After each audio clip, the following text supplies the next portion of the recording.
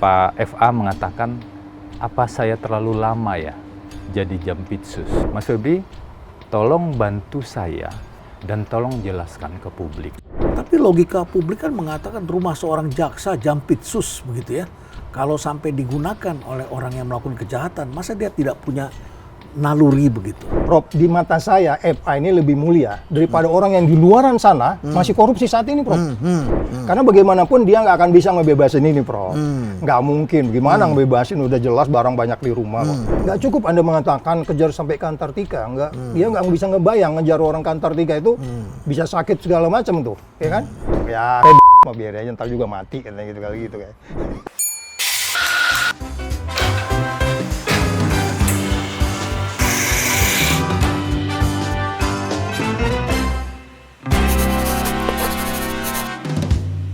Bang Saud Situmorang, selamat datang di Cafe Berisi. Terima kasih, Prof. Makasih. Selamat datang kembali di Cafe Berisi. Terima kasih Febri, Prof sudah ya. diundang kembali. Kita bahas kasusnya jaksa. Ya, Prof. Bukan baru kali ini pemberantasan korupsi berhadapan dengan aparat penegak hukum.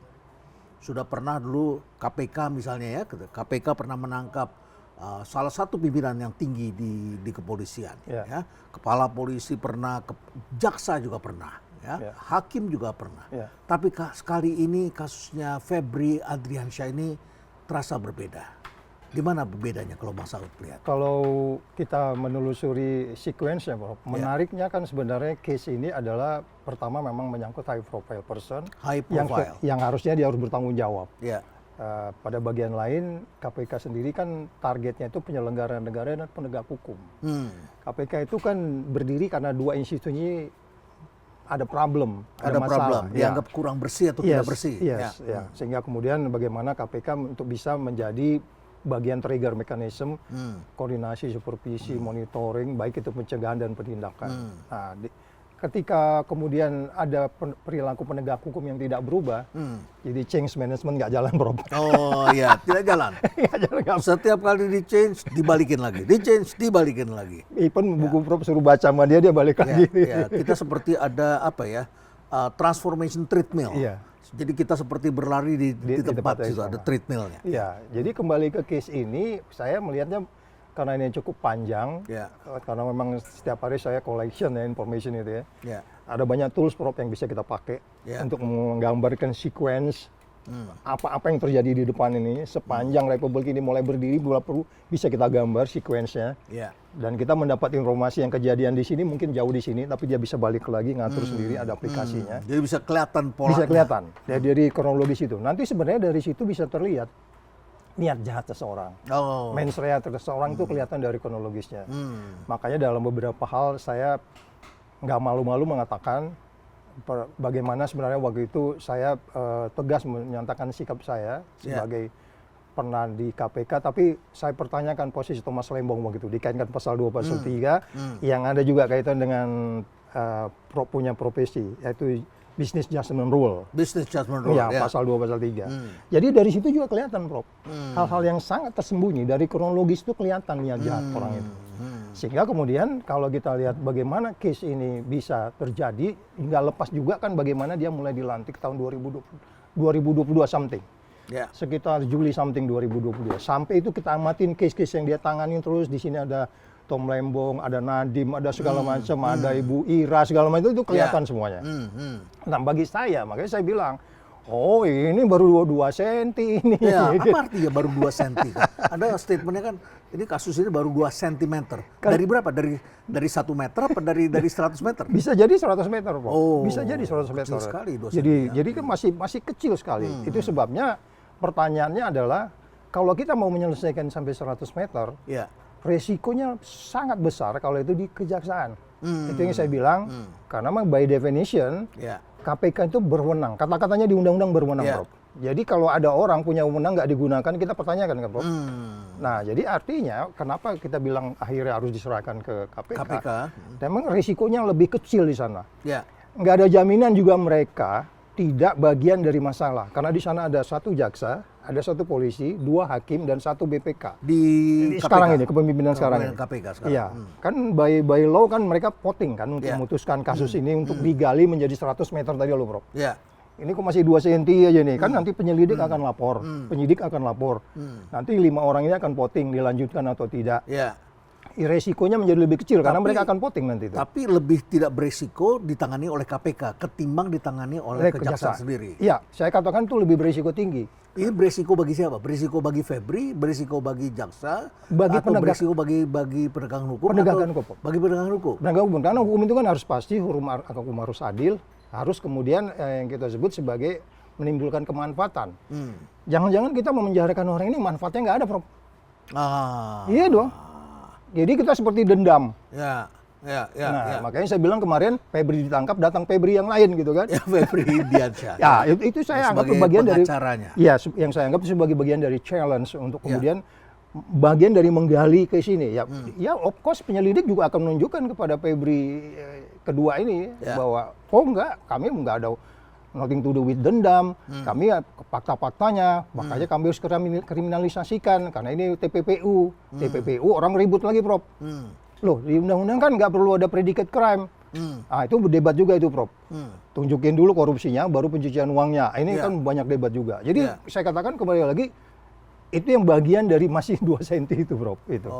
Tapi kalau Anda melihat kasus ini sendiri, ini adalah suatu kasus yang lazim, sudah mudah dibaca sebelumnya, atau sesuatu yang masih gelap begitu? Kalau dari ilmunya Prof, ini estimate skala ekonomi aja, Prof.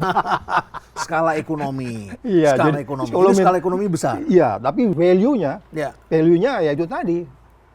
Gimana kita bisa mengatakan keadilan, kebenaran, kejujuran, terus kemudian membangun anti korupsi yang sustainable. Ya, kita punya pengalaman, udah indeks persepsi korupsi 40, undang-undang KPK diganti, saya protes gede-gedean, logo KPK saya tutup. Kelihatannya saya berjuang sendiri waktu itu dengan sejumlah masyarakat dan mahasiswa. Karena udah 40, kita harapkan kan bisa naik ke 67 dekati Amerika. Malaysia indeks 50. Kita. Iya, Malaysia sekarang 50, Prof. Jadi harapannya kan ini naik. Ternyata kan nggak sustain melakukan penegakan itu. Bahkan undang-undangnya diganti menjadi KPK menjadi seperti sekarang. Jadi saya kembali mengatakan bahwa sustainability ini kan juga nggak pernah dipahami oleh orang-orang penegak hukum. Mereka hanya bicara formil, material. Nah, ini pentingnya strategic management, Prof. Pak Mahfud mengatakan KPK tidak perlu menunggu mendapatkan surat, tetapi punya wewenang. Anda juga tadi mengatakan KPK punya wewenang. Apakah bisa kita katakan KPK ini ragu-ragu, tidak berani, atau ada perintah, atau apa sebetulnya KPK? Sebenarnya kombinasinya, Prof. Kalau saya bilang imagination at work-nya kurang. Gitu. At work? Iya, at work. Masih kurang. Karena dari awal kan dia udah terima juga laporan. Ada pengakuan, dia terima laporan. Laporan yang sama, konten yang sama yang dilaporkan oleh orang yang sama kepada 3 institusi ini. Tapi yang jalan kenapa yang satu ini? Makanya orang bilang, itu juga sebenarnya nggak jalan Pak Saud, karena ada kasus BGN aja, jadi rame. Jadi Anda melihat karena tadi itu, jangan-jangan kita hanya memanjarakan karena balas dendam. Jadi kita akhirnya tidak menyelesaikan dan masalah korupsi. Dan itu terbukti kan, Prof. Setelah pertemuan Cepika-Cepiki, mereka cabut surat yang sebelumnya, yang mengatakan harus memeriksa semua SPPG, tapi kemudian itu dibatalkan. Nah itu kan kelihatan, sekuensnya kelihatan, Prof. Itu mempertegas saya, ini baru 2 senti ini. Baru 2 senti. Dari kronologis itu bisa kita lihat, Prof. Orang nggak bisa menipu dengan waktu. Supaya bisa dapat lagi 98 senti ke dalam, katakanlah ini baru 1 meter begitu ya.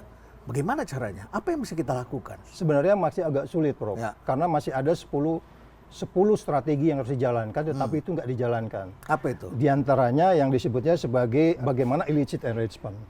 Illicit enrichment ini kita belum bisa jelaskan di instrumen undang-undang kita.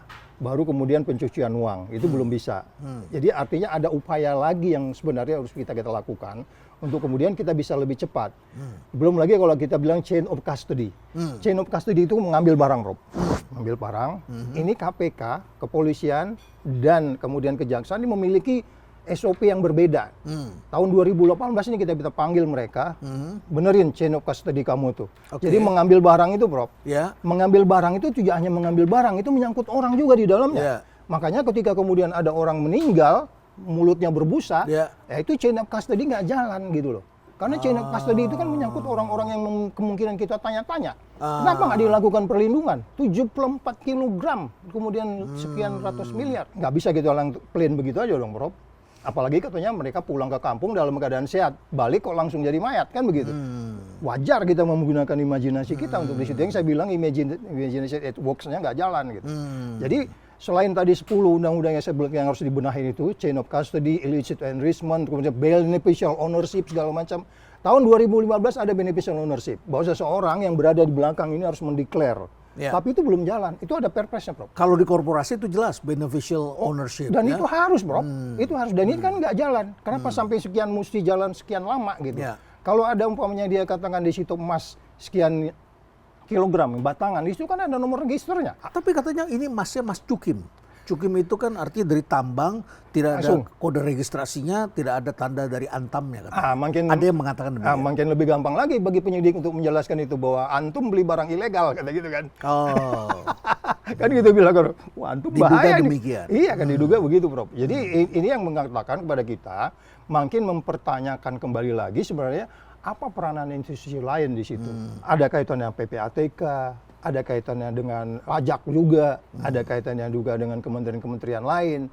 Kemarin juga ada kaitan dengan perlindungan saksi. Yang saya bilang ini menjadi bagian yang membuat 10 hal tadi itu menjadi belum kita penuhi satu persatu. Sekarang Anda ditunjuk menjadi pengacara Febri Ardiansyah. Apa latar belakangnya sampai Anda diminta apa? Saya dihubungi hari Kamis ya, Prof. Kamis. Pada hari Kamis itu diskusi, kemudian positioning saya sederhana saja. Ketika untuk semua perkara ya, Prof. Ketika seseorang menjadi tersangka, sebenarnya negara kan sudah meletakkan label tersangka terhadap seseorang, sehingga publik akan melihat berbeda terhadap seorang tersangka ini. Gitu kan. Negara juga memberikan tersangka ini hak, misalnya hak untuk memilih dan didampingi oleh advokat. Artinya ketika menjadi advokat, ini sebenarnya adalah salah satu pelaksanaan hak yang diberikan undang-undang. Dan ini bukan sekedar normatif, KUHAP memberikan hak, tetapi sejarah panjangnya terjadi sejak sangat lama, ratusan tahun yang lalu. Karena negara yang begitu kuat, ketika menuduh seseorang, bisa jadi yang dituduh ini benar-benar salah, Prof. Bisa jadi juga dia benar. Kalau dia benar, maka tentu harus ada pihak yang mendampingi, yang betul-betul memperjuangkan haknya. Kalau dia salah, maka dia harus bertanggung jawab sesuai dengan porsi kesalahannya. Dia harus bertanggung jawab sesuai dengan porsi kesalahannya. Itulah fungsi dari pihak yang mendampingi. Dalam beberapa perkara, saya sendiri menemukan, Prof, narasi awal institusi penegak hukum, kasusnya pemerasan juga. Dalam kasus di Kementerian Tenaga Kerja. Kalau kita baca berita pada saat OTT, pemerasannya nilainya hampir 200 miliar rupiah. Oke, ini kasusnya Noel? Kasusnya Noel dan beberapa orang, ada 9 orang tersangka, saya ingat saya. Nah, saya mendampingi yang paling kecil ini, Prof, pihak swastanya. Oh, pihak swasta. Swastanya. Yang dituduh sebagai pihak yang memberikan suap gitu. Pemerasan, Prof, yang dituduh. Oh, terlibat karena ada perusahaan. Bersama-sama. Perusahaan yang kemudian melakukan itu. Memeras buruh, bersama-sama memeras buruh. Narasinya saat itu adalah kerugiannya 150 miliar sampai 200 miliar lebih. Ternyata yang terbukti di persidangan 4 miliar rupiah. Dan yang bersangkutan mengakui, saya memang memberikan itu karena saya tidak punya pilihan. Setiap sertifikat dia dipungut, harus bayar 250 ribu rupiah. Memang sertifikatnya kan banyak. Ini sistemik di sana. Bahasa lainnya diperas begitu. Sebenarnya diperas. Kalau dalam kasus lain sebenarnya posisi dia adalah korban. Tetapi karena dia memang memberikan, akhirnya dia mengakui. Sehingga pertanggungjawabannya adalah bukan 150 miliar tadi, tapi pada angka yang real terbukti di persidangan. Dan posisi advokat itu contoh saja, Prof. Sebenarnya di sana, negara yang sudah membangun narasi sedemikian besar, tentu harus ada penyeimbang. Nah, konteks penyeimbang inilah yang menurut hemat saya, itu menjadi tugas advokat. Meskipun mungkin advokat dibanding negara, pasti jauh lebih kecil, jauh lebih minor. Begitu. Bang Febri, tapi kan Anda ini adalah juru bicara KPK. Anda selalu menegakkan itu, bahwa korupsi itu adalah musuh masyarakat, tapi kali ini Anda adalah membela orang yang dalam tanda kutip dia adalah pemberantas korupsi, tapi diketahui dan diduga melanggar hukum itu.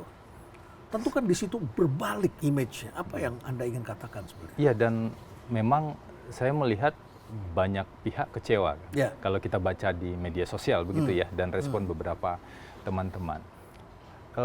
Tahun 2020 setelah saya meninggalkan KPK, Prof, Ya. sekitar bulan Oktober 2020, pikiran saya saat itu adalah saya buka kantor hukum dan saya tidak akan menangani kasus korupsi. Itu saya sampaikan. Itu janji Anda begitu waktu itu. Saya sampaikan secara tegas di publik. Suatu hari kemudian, sekitar 1 atau 2 tahun kemudian, Ya. saya ditegur oleh seorang senior.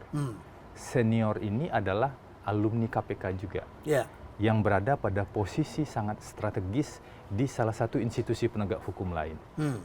Jadi sangat strategis itu artinya mungkin dia di level 2 atau di level 3 di institusi tersebut. Ketika kami diskusi, senior ini bilang kepada saya, kamu nggak boleh seperti itu, Febri. Kamu nggak boleh pilih-pilih dalam mendampingi orang. Kenapa begitu, Pak? Gitu kan. Ketahuan ya seniornya berarti laki-laki begitu. Kenapa begitu, Pak? Gitu kan. Satu, mereka itu meskipun mereka dituduh korupsi, mereka punya hak untuk didampingi. Dan bisa juga mereka adalah korban.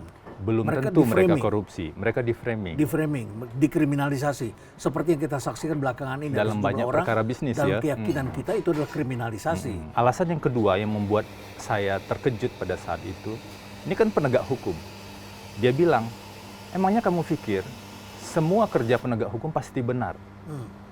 Itu 2 poin yang kemudian membuat saya berpikir, tapi baru 2 tahun kemudian, setelah saya mempelajari perkara secara detail, saya memutuskan, oke, saya menerima menjadi advokat ketika ada salah satu tersangka kasus korupsi, meminta saya menjadi advokat.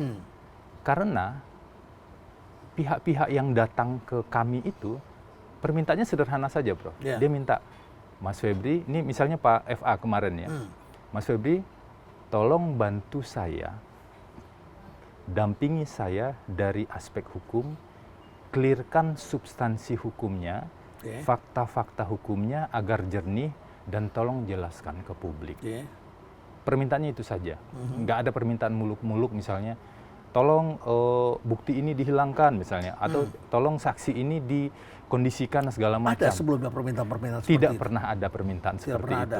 Saya nggak tahu, mungkin pihak yang meminta juga nggak mau minta seperti itu ke saya, mungkin ya.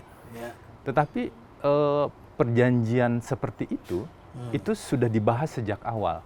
Kesepahaman itu, bahwa fokus saya adalah di isu hukumnya. Saya paham ketika keputusan ini diambil, ini seperti melanggar apa yang pernah saya sampaikan dan latar belakang sebelumnya. Tapi itulah pertimbangannya kira-kira. Ketika kemudian Anda dihubungi dan Anda mengambil peran sebagai itu, Anda tahu ini bola panas kan? Atau bagi Anda biasa saja? Ya, pasti ini bola panas, Bro. Bola panas, ya. Tapi kami lawyer ini, kami advokat ini juga paham dalam analogi lain ya. Mohon maaf kalau ada yang tidak berkenan. Pernah juga diajarkan seperti dokter. Yang datang itu pasti orang sakit. Pasti orang sakit. Orang yang sedang sakit. Ketika dia diobati, itu bukan karena dia adalah orang jahat atau orang baik, tapi itulah tugas profesi. Pemahaman saya kurang lebih seperti itu. Mungkin orang akan bilang, oh ya itu kan normatif saja, oh, itu kan cuma pembenaran Anda saja. Boleh-boleh saja, tetapi saya coba jaga itu. Dengan cara, kalau menjalankan profesi ini, tugas saya memang fokus di substansi hukumnya.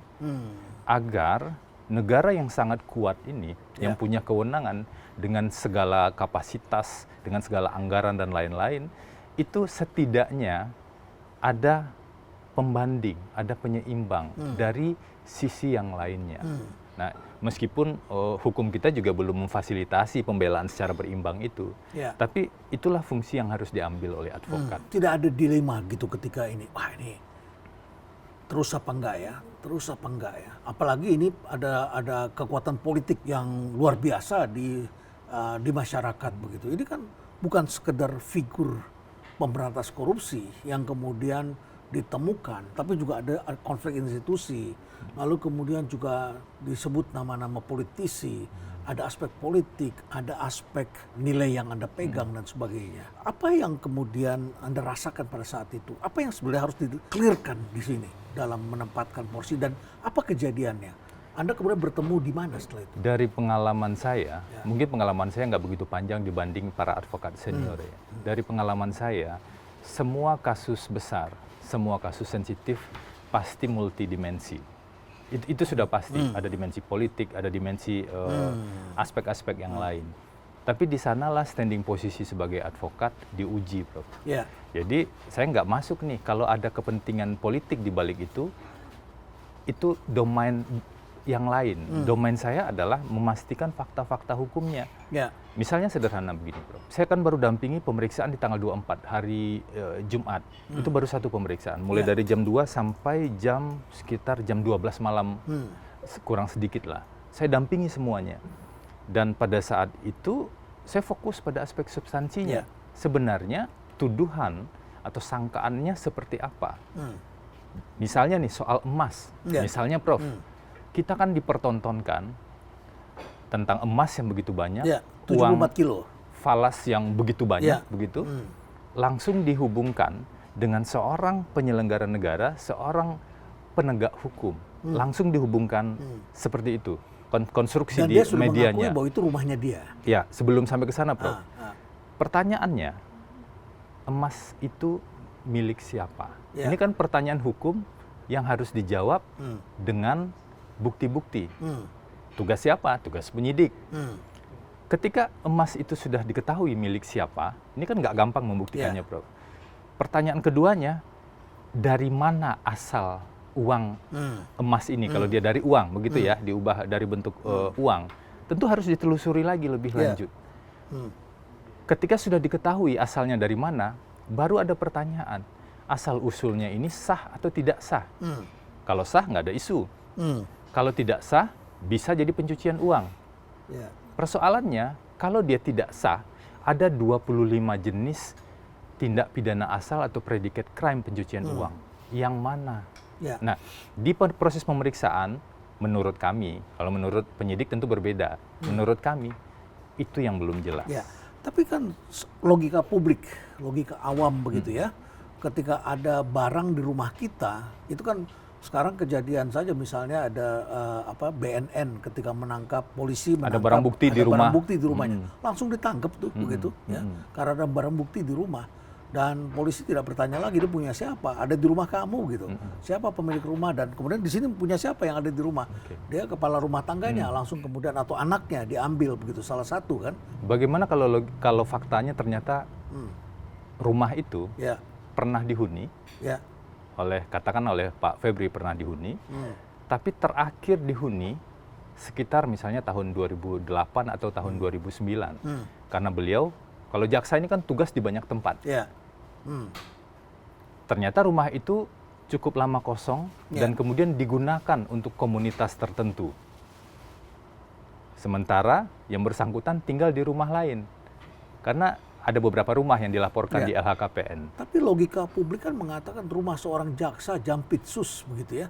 Kalau sampai digunakan oleh orang yang melakukan kejahatan, masa dia tidak punya naluri begitu? Betul. Kalau kita menggunakan logika publik, pasti akan dihubung-hubungkan. Insting dia kemana begitu ya kan? Pertanyaannya dari aspek hukum, bagaimana membuktikan ini?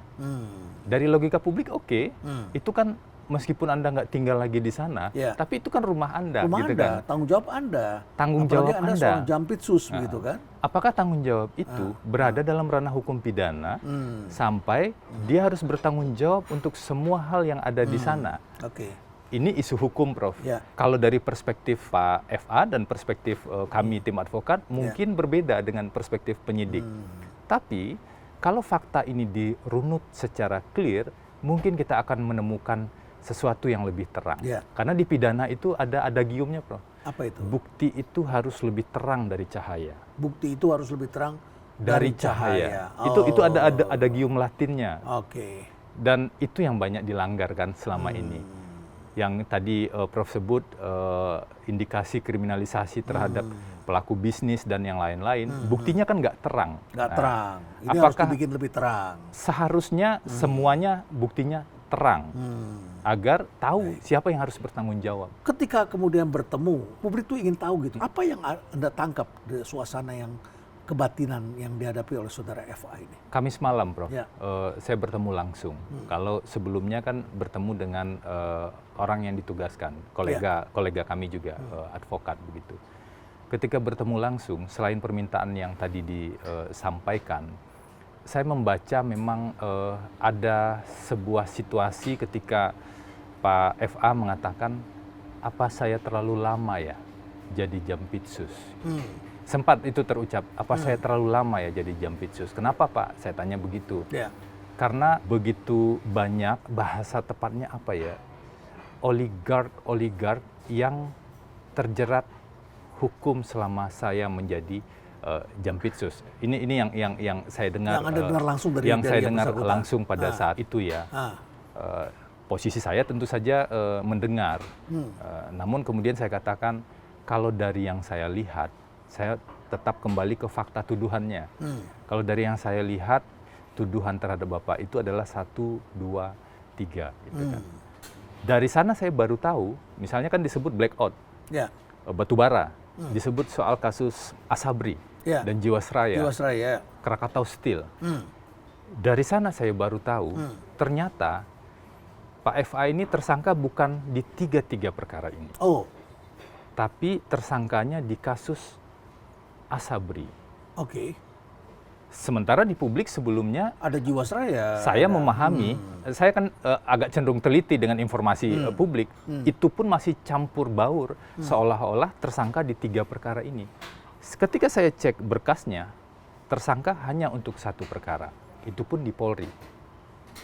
Yang kedua, di Kejaksaan sebenarnya semuanya masih surat perintah penyidikan umum. Kalau umum itu kan memang belum ada tersangka, tapi benar itu prosedur Kejaksaan. Dia nggak langsung tetapkan tersangka, dia terbitkan dulu sprindik umum. Diskusi kami sekitar 2 jam, Prof. Cuman karena concern saya adalah substansi hukum, maka diskusi yang terjadi adalah substansi hukum. Pada saat itu tentu diskusi-diskusi dilakukan, saya mengajukan pertanyaan, isunya begini, sebenarnya yang Bapak ketahui apa begitu kan, termasuk juga terkait dengan predicate crime, tindak pidana asal yang saya kenapa nggak diberitahu, karena beliau paham betul ada hak tersangka untuk diberitahukan dengan jelas apa yang disangkakan. Jadi itu hak tersangka itu, Prof. Dia tidak tahu sampai sekarang? Tidak terjelaskan dalam proses pemeriksaan itu. Karena itulah pada saat keluar, seperti terdengar sangat keberatan kan, saya nggak dikasih tahu, dari diskusi itu harus diklarifikasi lagi dari perspektif tersangka dan dari perspektif advokat, tentu saja seperti itu, Prof. Kita nggak mendengar masalahnya dari perspektif kejaksaan seperti apa. Kalau Anda lihat ini, akan ada banyak nggak hal-hal yang seru yang akan terungkap gitu? Saya mencoba menghindari kata seru, Prof. Karena langkah pertamanya memang sudah terlalu ini ya, sudah sangat-sangat ibaratnya kalau gejolaknya sudah sangat luar biasa. Di beberapa perkara yang pernah saya tangani memang karakteristiknya berbeda-beda. Tapi perkara ini dimensinya memang jauh lebih kompleks menurut saya. Satu karena profil penegak hukum, terlepas dari beliau salah atau tidak, kita kan belum tahu persisnya. Pak FA ini adalah penegak hukum yang menangani sejumlah kasus-kasus yang strategis begitulah, yang besar. Meskipun ada perdebatan juga dari pihak yang lain, benar nggak kasus yang ditangani ini? Itu kan sering jadi perdebatan. Jadi naluri Anda mengatakan, saya nggak tahu nih bakal ada kasus yang seru, atau Anda bisa mengatakan ini akan jadi perdebatan yang menarik. Secara hukum menurut saya ini akan jadi ujian penting dalam proses hukum kita. Apakah pembuktian betul-betul akan dilakukan secara hukum di ruang sidang, atau putusan sudah ada sebelum proses persidangan dimulai? Ini pertaruhan kita, Prof, ujian untuk semua perkara sebenarnya. Semua perkara. Lalu ada pergantian pengacara dari Hotman Paris kepada Febri Diansyah. Apa komentar komentar Bang Saud? Yang menarik adalah ketika dia konfres menjelaskan itu uang siapa, saya bilang Hotman Paris nih ya? Ya, saya katakan oke itu biasa. Kita nggak perlu pengakuan, Bro. Di mana-mana juga itu biasa gitu, nggak perlu pengakuan. Nanti debatnya di pengadilan aja gitu. Jadi soalnya saya bilang bahwa sebenarnya menurut undang-undang, lawyer ini sebenarnya kan bagian dari penegak hukum kan, Bro. Lawyer adalah bagian dari penegakan Yes, hukum. dia bagian dari penegak hukum. Dia men-challenge semua. Saya 4 tahun di KPK itu di-challenge oleh banyak lawyer. Jadi nggak salah Febri Diansyah membela Febri Adriansyah. Oh, karena itu adalah bagian dari proses penegakan hukum. Yes. Maka saya bilang dalam satu session TV, yang penting dia tegar di sana dan kemudian membuka ini seterang-terangnya. Karena bagaimanapun dia nggak akan bisa ngebebasin ini, Prof. Nggak mungkin. Gimana ngebebasin? Udah jelas barang banyak di rumah kok. Yang bisa dilakukan adalah nanti kemudian yang meringankan dan memberatkan. Ketika kemudian lawyer ini ngaco, hakim kan bisa lebih sebel kan. Demikian juga penuntut kan gitu kan. Jadi artinya Febri dengan lawyernya yang jiwanya kalem, tenang, dia bisa membuka itu, men-challenge pihak penyelidik penuntut untuk menjelaskan ke publik apa mereka fair di dalam melaksanakan itu. Karena masih ada 98 cm lagi. Makanya saya bilang, Febri jangan-jangan yang 98 cm itu jadi kamu juga nanti lawyernya. Kan jadi masih ada nama-nama lainnya yang bisa iya, Bro. Karena kalau kita lihat case-nya mulai dari kasus 2 asuransi yang disebutkan itu, terus kemudian ada kaitan Asabri dan Jiwasraya ya, itu kan nggak sesimpel kita melihat bahwa mereka sebagai penyelidik di situ, dan itu cikal bakal TPPU yang mau dibuat sekarang.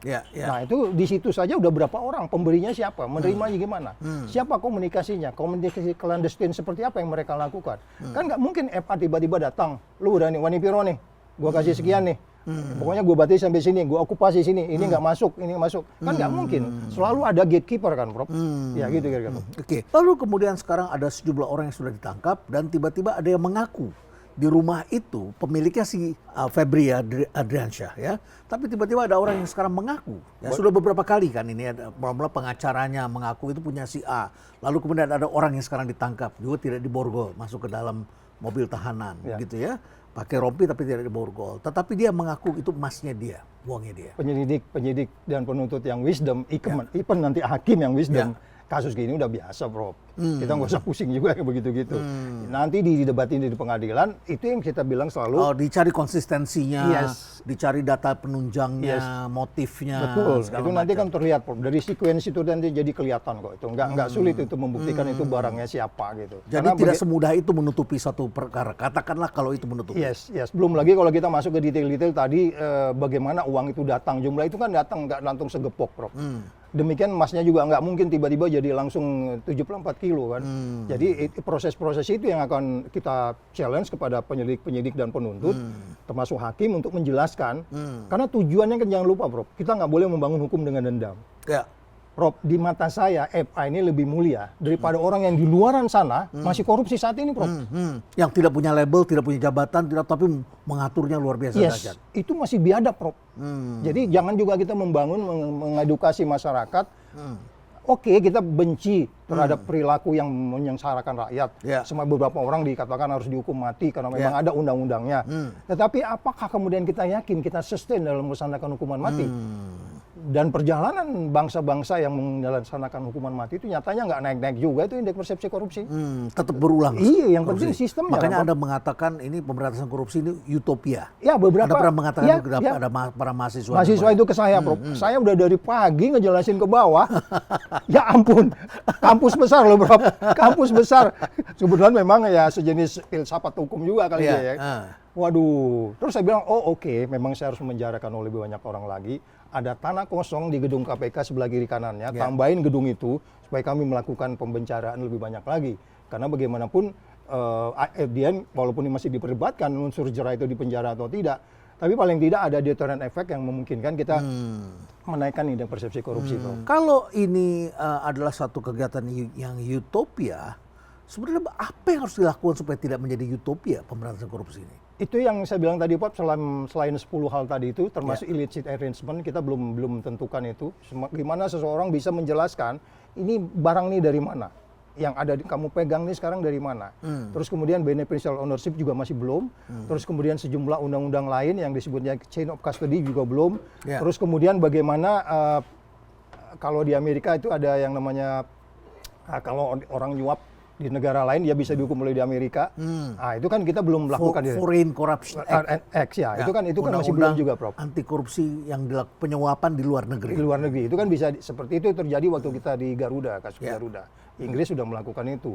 Jadi ada hal yang sebenarnya kalau menurut saya yang saya bilang itu, mari kita duduk baik-baik. Kok baik-baik, Mas Saud? Udah penjarain aja. Enggak, kita duduk baik-baik, menjelaskan Republik ini mau dibawa kemana.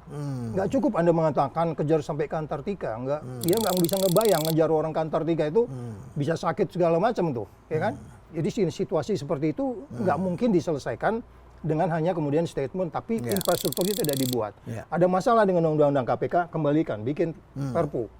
Bikin seperti semula. Prof kan lihat sendiri, murid Prof ini gimana 4 tahun di sana.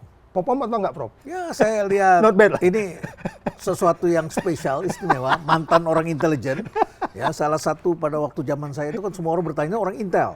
Intel seakan-akan selalu adalah negatif begitu ya. Tapi Anda masuk ke sana dan saya masih ingat Anda ingin menaruh lonceng di kucing itu ya. Filosofi lonceng. Filosofinya. Jadi ini tikus-tikus nih mau dikejar pakai kucing gitu ya. Selalu dikejar oleh kucing ya.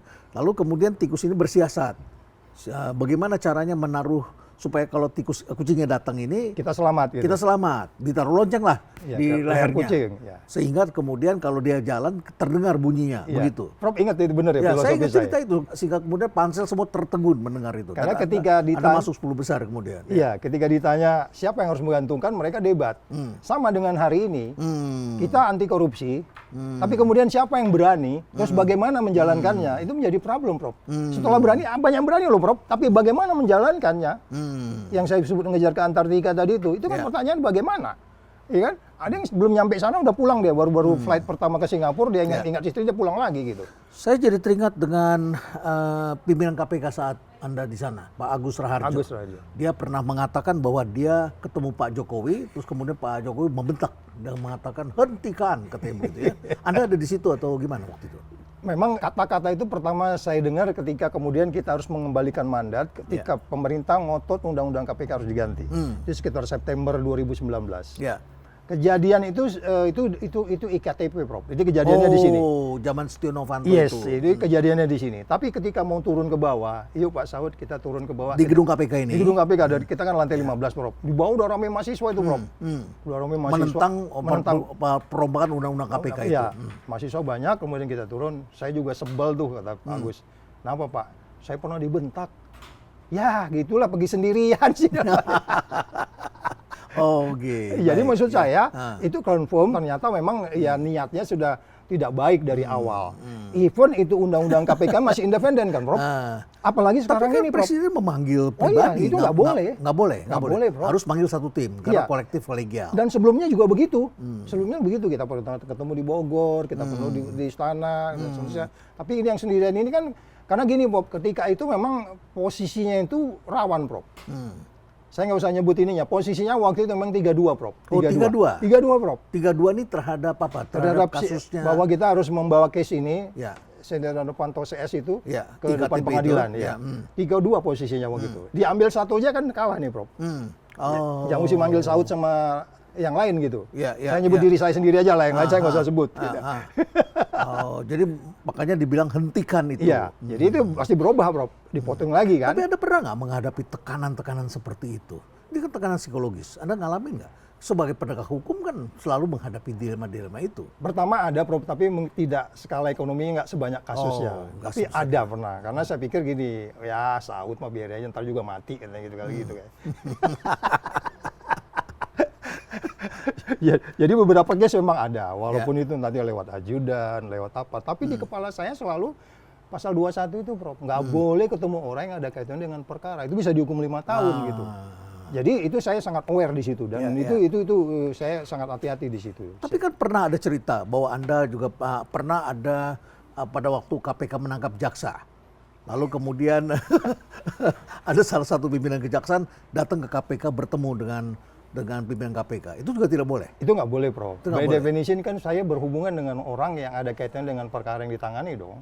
Iya dong, Prof. Walaupun orang institusinya? Iya dong. Kan ini kita nangkap jaksa nih. Kemudian yang datang dari kejaksaan untuk minta ditangani. Itu kan berarti ada berhubungan dengan orang yang ada kaitan dengan perkara yang ditangani, itu bisa dipidana sebenarnya, Prof. Dan Anda memilih untuk tidak ketemu? Oh enggak, saya enggak. Dalam pikiran saya malah ya siapa yang ketemu itu bisa jadi pidana itu kan gitu. Akhirnya memang kita tangani sendiri case itu. Ya, karena mereka pingin begitu case itu ditangani oleh mereka, sehingga saya mengingat case FA ini, jangan-jangan modusnya sama gitu loh.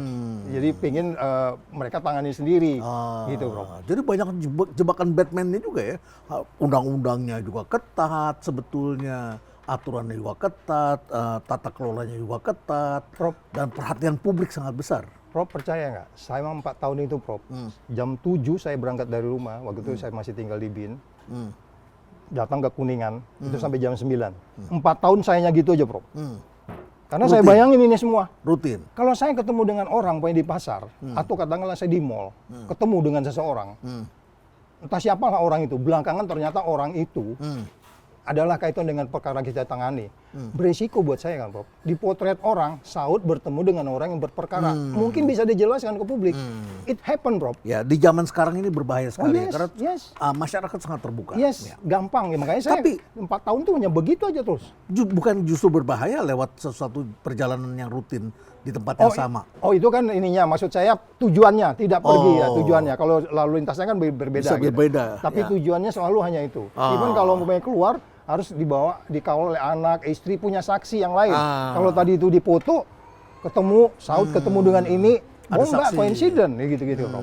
Lantas kalau kita lihat kembali ke kasusnya Febri, dengan adanya Febri Diansyah yang pernah berada di KPK, Ya. ada orang yang bisa mengawal dengan lebih baik dong, Febri ini. Prof, tempat yang paling tinggi untuk menjelaskan seseorang itu bersalah atau tidak itu adalah pengadilan. Pengadilan. Itu yang saya bilang tadi di bagian depan. Jangan rakyat ini dididik membangun hukum dengan dendam. Itu nggak begitu filsafat hukum. Jangan mendidik dengan dendam, Ya. jangan mendidik juga dengan manipulasi tentunya. Yes, Ya kan? yes. Siapa yang bisa men-challenge ini? Saya selalu ngambil contoh. Kita di rumah di-challenge sama istri kita kan, Bro. Ya, ya. Benar nggak, Prof? Jadi kita di-challenge, Bro. Ya. Jadi tempat yang paling tinggi untuk bicara keadilan itu ada tempatnya. Di Dan itu pengadilan. secara teoritik bisa dipertanggungjawabkan. Walaupun belakangan ini perguruan tinggi masih agak sedikit separuh-separuh ini Tapi mendukungnya. pengadilan ini kan juga ada keterbatasannya. Oke, hakim Bukan hanya berpengalaman. keterbatasan, Bro. Ada ketemu emas 54 kg di rumah orang yang menangani hakim, Bro. Oh. Ini ada kaitan dengan ini juga nih, dengan FA ini. Oh, dugaannya. ada kaitannya. Di mana kaitan? Iya kan itu dia begitu lawyer kan. Ya. Ya, kemudian diduga ada kaitan di situ. Ada Ditemukan beberapa di rumah case. hakim. Iya, 54 kilo kan? Iya. Di luar 72 kilo. Iya, itu sebelumnya, Prof. Di Sebelumnya. ZR namanya. Oh, Namanya. oke. Iya, Ya. ZR ini. Tapi ini berhubungan kasusnya dengan ini? Ada kaitannya, ada kaitannya. Di mana kaitannya? Itu yang saya bilang ada beberapa case yang Ya. ditangani dan itu yang sedang didalamin. Dugaannya itu ada. Karena dan dia kalau kita gambar sekuensinya itu kelihatan gitu, Prof. Karena di amplopnya itu ada namanya, nama tersangkanya siapa, nama lawyernya siapa, Nah, ada di situ masing-masing amplop. Kita itu, tidak bisa pemberian. mengatakan itu pasti ada tidak ada kaitan. Tapi kalau kita menduga kan ini Sebagai persoalan satu analisis. rangkaian dalam time Yes. series. Yes. Ya, dalam serial waktu kita Iya. bisa lihat begitu. Jadi itu kembali Ya. dengan statement Prof sebelumnya yang tadi yang saya potong tadi itu bahwa hakim kondisinya masih seperti itu. Tapi ada dua persoalan lain lagi. Satu, ini adalah masalah independensi hakim. Katakanlah tadi seperti Ya. tadi ya. Saya banyak melihat kok banyak hakim yang ngambil keputusan berdasarkan dari BAP. Plek. BAP-nya A itu yang diputuskan begitu dan dia abaikan fakta-fakta persidangan. Itu Ya. yang pertama. Iya, iya. Kita bahas dulu yang pertama. Itu yang saya bilang, Prof. Kenapa waktu kita Silakan. waktu itu di KPK waktu itu kita mencoba kemudian masuk bagaimana kita melakukan supervisi koordinasi Ya. dengan para hakim ini. Kita berkunjung, bicara, terus kemudian kita datangi juga KY-nya, Komisi Yudisial ya. Mereka nggak punya wewenang eksekusi kan, Prof. Ya. Sampai mereka bilang, boleh dong kami dikasih kesempatan untuk nyadapin para hakim-hakim ini. Kira-kira gitulah. Saya bilang nggak bisa, Anda nggak dijamin oleh itu. Jadi mungkin minta bantuan sama kita segala macam. Karena mereka juga KY ini ternyata hopeless juga menangani para hakim ini, Bro. Karena mereka nggak punya wewenang eksekusi, paling hanya Tapi ini rekomendasi. menjadi catatan publik bahwa sekarang banyak sekali hakim yang tidak membaca, tidak melihat fakta persidangan. Di persidangan bahkan dia biarkan dirinya ngantuk dan Yes. bahkan tidak mencatat. Iya. Tidak menangkap esensi dari ahli, dari segala macam itu yang penting-penting. BAP plek Dan itu ada sejumlah hakim tertentu yang selalu begitu terus. Ya itu yang saya bilang tadi, KY nggak bisa berperan, kita juga bagaimana bisa mengembalikan itu, supaya kemudian benar-benar hakim itu yang disebutnya hanya habis Tuhan dia kan gitu kan, sehingga kemudian dia punya konflik of interest. Tapi sulit kita mengatakan bahwa hakim yang kemudian dianggap oleh pihak mereka itu kan cuman Artijo aja yang perform. Mereka hanya menilai kayak begitu. Wah, lebih mengerikan tuh Artijo itu, mendiang itu ya. Orang majukan kemudian banding. Jadi banyak persoalan, Prof. Yang kedua, ini terkait dengan kerugian negara, ya. Terkait dengan ekonomi. Ekonomi kan tidak mudah bacanya, Pak Saud. Apakah hakim paham, apakah penegak hukum paham terkait seperti itu, sehingga kemudian orang bisa ditersangkakan. Ini kan business judgment rule, kompleks sekali memahami itu. Jadi memang pasal 2, pasal 3 ini memang problem, Prof. Kalau kita punya konflik of interest. Entah itu penyidiknya, jaksa penuntutnya juga, hakimnya juga, kalau punya konflik of interest, pasal 2, pasal 3 ini bisa menjadi, kan pasal karet itu ya. Pasal yang pertama itu kan itu melanggar undang-undang. Pasal 3-nya itu menyalahgunakan wewenang. Itu kan harus dilihat mens rea-nya. Kemudian benar nggak dia menguntungkan orang lain? Ya bisnis harus untung dong, maksudnya bisnis rugi. Betul. Nah, tapi kalau untung rugi accounting bukan berarti itu rugi. Itu makanya, Prof, saya selama 4 tahun di KPK itu paling hati-hati ketika kemudian ada pasal 2, pasal 3, tapi tidak ketemu kickback-nya. Itu bahkan mereka udah deh kalau nggak ketemu kickback-nya itu hanya bodoh aja atau takut karena pimpinannya. Banyak kejadian, Bro. Banyak kejadian. Dia tanda tangan karena perintah, ya udahlah karena bos atau gitu. karena undang-undangnya konflik. Yang ini bilang suruh bayar, yang ini nggak bisa dibayar. Sehingga beberapa orang frustasi, udah deh pasal 2, pasal 3 itu buang aja. Pokoknya sekarang kita suap aja. Nggak bisa juga, Prof. Karena memang kita nggak bisa menyasar penyelenggara negara. Karena KPK kan targetnya penyelenggara negara. Penyelenggara dan penegak hukum targetnya. Jadi pasal 2, pasal 3 itu tetap, tetapi kemudian bagaimana lawyer-lawyer ini kemudian bisa meyakinkan, itu saya bilang, Prof, memang semua penegak hukum ini siapapun punya kecenderungan untuk abuse kalau dia di check and balance. Nah, oleh sebab itu bagaimana pasal 2, pasal 3 ini bisa jalan, kemudian dia bisa perform, kemudian keadilannya bisa datang, bisnisnya bisa jalan. Pertanyaannya, di negara lain kenapa bisa, Prof? Kenapa? Ini saya bilang, itu tadi dari awal kita udah bicara yang Prof bilang tadi itu konflik of interest. Itu yang nggak bisa kita selesaikan. Apalagi kita di sini politiknya paling depan dan kuat sekali. Ini panglima. Politik menguasai anggaran, politik menguasai massa, politik menguasai pembuatan undang-undang, politik bisa menganulir, bisa mengangkat orang dan sebagainya. Yang kita sebut state capture corruption itu, ya kan, political corruption semuanya masih dominan. Nah itu yang saya bilang kita nggak usah panik masyarakat, tapi dijelaskan bahwa ini ada staging prosesnya. Tapi kan kemarin kita unfortunate ini kan dari 37 indeks persepsi korupsi kita turun di bawah pemerintahan ini. Jadi 34 sekelas Nepal yang saya bilang itu, Pak. Itu sebenarnya mengkhawatirkan ya. Mengkhawatirkan. Baik. Kalau begitu apa saran Anda kepada KPK saat ini? Dia dengan by definition dengan yang ada sekarang aja, kalau dia menggunakan imajinasinya, menggunakan wewenangnya, dia bisa melakukan. Ya kita quote aja Pak Mahfud bilang, nggak nunggu surat juga gitu. Kan dia udah menguasai. Dari awal informasi yang sama dilaporkan oleh orang yang sama, kontennya sama, kemudian kenapa dia nggak mengembangkan case ini? Ya kan, padahal itu adalah bagian dari tugas utama dia, yaitu penegak hukum, penyelenggara negara.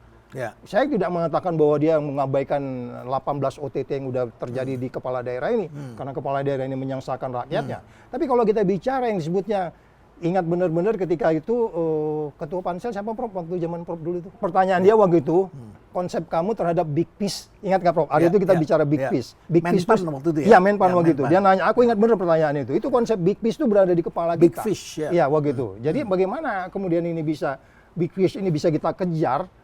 Kita nggak meniadakan yang di daerah, tetapi sebenarnya konsep utamanya itu. Dan itu yang saya bilang, berani nggak mereka dikembalikan sekarang ke posisi itu? Itu saran kita sebenarnya. Kemudian dari perkembangan terbaru kasusnya Pak FA ini, apa yang Anda dengar belakangan menuju kemana? Ada informasi akan ada pergantian pimpinan. Ada yang mengatakan jaksa akan diganti, jaksa agung diganti. Ada yang mengatakan pimpinan Kapolri akan diganti. Calonnya adalah si A, si B. Kenapa pikirannya selalu seperti itu ya? Ya, jangan akhirnya kan? Ya, rakyat juga nggak bisa disalahkan karena mereka mempunyai wisdom crowd-nya sendiri-sendiri kan, Prof. People punya wisdom sendiri. Jangan-jangan mereka lebih wisdom dari kita juga, Prof. Karena kita punya conflict of interest, dipengaruhi oleh framing dan lain-lain. Mereka nggak. Publik mempunyai cara berpikir sendiri, yaitu keadilan sebetulnya. Dan itu makanya saya paling senang kalau saya diunjuk rasa, Prof. Unjuk rasa di bawah itu, usir si Saud sekarang juga itu buat saya itu kayak berupa orkestrasi untuk mengingatkan saya gitu. Bahwa ada persoalan-persoalan besar yang di bawah yang mereka lebih wisdom dari saya. Jadi kalau pemain kita menjadi penegak hukum di-challenge oleh masyarakat seperti itu, terus kemudian ada framing pergantian yang kemudian by sequence kan tuh kelihatan. Kenapa nggak dari dulu? Kenapa nggak waktu Undang-Undang Polri belum dibahas? Dia problem pada peristiwa Agustus sebelumnya. Jadi maksud saya adalah ini semua kan menjadi noisy dalam pemberantasan korupsi. Nggak bisa dibilang, oh enggak, ini rakyat aja nih pada gelo semua. Enggak, rakyat itu datang dengan wisdomnya. Mereka nggak punya kepentingan. Prof lihat sekarang meme itu. Kita lihat di TikTok. Banyak sekali. Dan itu kadang-kadang di luar logika kita kan, Prof. Oh ini lebih wisdom dari gua ternyata orang ini. Ternyata mereka bisa melihat hubungannya dengan ini, dengan itu dan sebagainya. Prof, mereka juga manggil Tuhannya juga, Prof. Jangan-jangan sebelum bikin itu. Dia berdoa juga kan. Jadi kita nggak boleh menganggap keluhan dari bawah itu, apalagi saya diusir ke luar negeri, nggak boleh, Prof. Jangan, Prof, hidup di Indonesia itu paling enak, Prof. Iya, paling enak. Apa yang paling mengkhawatirkan bagi Anda melihat perkembangan kasus ini belakangan ini? 2 senti berhenti di tempat, atau akan menggali secara perlahan-lahan, atau waktu akan dalam time series, dalam rentang waktu yang panjang, yang kita mau gambar tadi itu, kita mendapatkan gambarannya. Per hari ini gambarannya ada staging. Gitu kita berharap nanti mereka akan terus mengupakan. Dan kemudian kita belum melihat ini inovasi yang dilakukan KPK, statement resminya seperti apa. Kita hanya bilang, Febri bilang, saya kemarin di waktu 8 jam itu ditanyain, Pak, Febri dalam artian Febri Diansyah ya. Dia katakan bahwa di situ ada orang KPK. Tapi kan kita nggak tahu dia bikin statement apa. Febri Diansyah atau Adriansyah? Febrinya kan waktu pengacara nih. Ya, waktu si Epa ini diwawancarai, Febri ada di situ. Dia katanya ada orang KPK di situ. Kita juga tahunya dari Febri kan. Nggak tahu juga. KPK-nya kan harusnya kami udah ngelihat mereka sudah di jalan yang benar. Berani nggak KPK bikin gitu? Ya ngomong dong. Supaya itu kita jadi pegangan. Kalau nanti belakangan ngaco, lu kerjanya benar nggak? Karena by definition tadi, by law, Anda berwenang untuk ngambil alih. Kasih waktu aja. Sebelum 17 Agustus kalau nggak beres, gua ambil alih nih. Berani nggak bikin statement kayak gitu? Harus berani, Prof. Ada KPI kan, Prof? Harus ada KPI dong. Jadi kalau nggak ada KPI seperti itu, yang kemudian kita nggak bisa ngukur juga dasarnya apa. Kalau harus selesai, ini selesai juga kasusnya. Tapi kan kapan? Kita kan bikin cepat. Anda pernah di KPK, tentu kan Anda punya gambaran. Ya. Kalau Anda lihat ini dengan adanya kepala rumah tangga meninggal dunia dengan mulut berbusa. Ya. Lalu sekarang sudah ada beberapa orang sudah ditangkap. Dan kemudian ini adalah dilakukan oleh kejaksaan, FA dititipkannya di tahanan KPK. Ya. Apa yang kira-kira masih perlu kita khawatirkan ke depan? Kita tahu lah ada risiko-risikonya bagi penegakan hukum dan bagi segala macam. Apa kira-kira yang harus dilakukan? Itu tadi, Prof, yang saya bilang gali sampai kita minum ya, Pak Saud. Yang itu yang saya bilang tadi, kita gali sampai dalam itu kan, Prof, nggak bisa kita menggalinya cuma dalam vertikal. Kelebarannya nggak dimasuk. Makanya saya bilang kan kelebarannya harus juga. Harus diperlebar. Jadi kalau ke bawah ini kan kemudian menyasar hanya orang-orang tertentu. Yang bertanggung jawab di sini kan banyak nih, Prof. Sampai artinya peristiwa. termasuk kasus-kasus yang lain yang pernah diperiksa itu harus diperiksa. Asabri, Jiwasraya dan sebagainya itu. Karena itu peristiwa pidananya sebenarnya dari awalnya. Termasuk juga kasus Pertamina dan sebagainya yang diduga. Yang sekarang diduga. mereka bicara ada ini, ada itu, ada ini dan sebagainya. Itu yang dibilangnya tidak adilnya tidak datang, Prof. Itu yang saya bilang di kepala saya itu ini tidak luas datang. dan dalam. Iya dong. Ya, Anda hanya menyasar pada vertikalnya aja begini. Ini kan harusnya lebar. Anda harus turun ke bawah begini sehingga kemudian bisa ngambil semua kan gitu. Sehingga kita bisa jelas bisa mencari dengan melihat fakta-fakta di sekitar sini. Rob. Tidak harus selalu mengejar pada emas 74 kg ke dalam terus. Yes, absolutely. Dan itu yang akan meningkatkan indeks persepsi korupsi kita. Yang nanti memperbaiki nanti Januari akan diumumkan. Kalau kita cara menanginnya hanya kemudian piecemeal aja, nggak secara keseluruhan. Ini kasus yang sempurna untuk kita jadikan integrated sistemnya itu. Ya kan, baik itu belum lagi ada kaitan dengan kementerian juga nih, Prof. Banyak dikaitan dengan kementerian. Baik kaitan dengan BUMN dan seterusnya, tata kelola dan seterusnya. Sehingga kemudian tidak terjadi lagi yang saya bilang 10 problem ini kan termasuk yang disebutnya integrity sistemnya kayak gimana. Saya pernah mengatakan bahwa sebaiknya memang ada satu persoalan yang menangani integrity semua penyelenggara negara. Seperti integrity office di Amerika. Sehingga kemudian hal-hal yang kecil tadi itu bisa terjadi. Sehingga kemudian tidak ada yang namanya komunikasi clandestine. Kan itu awalnya dari sana kan, Prof. Terima kasih, Saudara Febri. Terima kasih, Prof. Terima kasih. Bang Saud, sukses dan sehat selalu. Ya, negeri ini membutuhkan Anda selalu. Amin. Stay relevant.